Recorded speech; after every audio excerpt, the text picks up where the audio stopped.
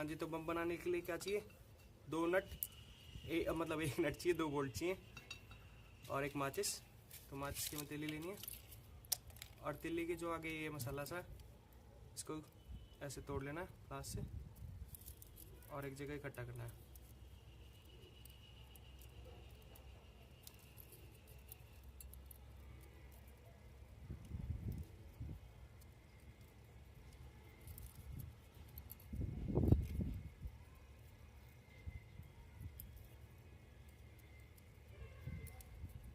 थोड़े से मसाले से हमारा काम हो जाएगा।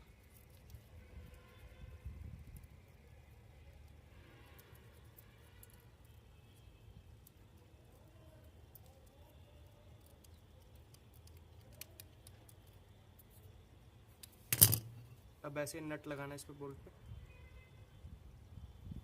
और इसको इकट्ठा करके पाउडर को इसके अंदर डाल देना है।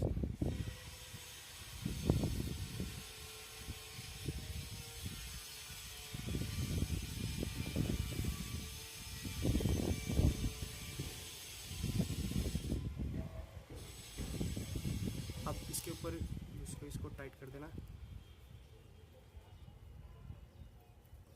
ये पूरी तरह से टाइट होने के बाद अब ये तैयार है। ऐसे बोल्ट रखने के बाद इसके ऊपर ईंट मारनी है सीधे।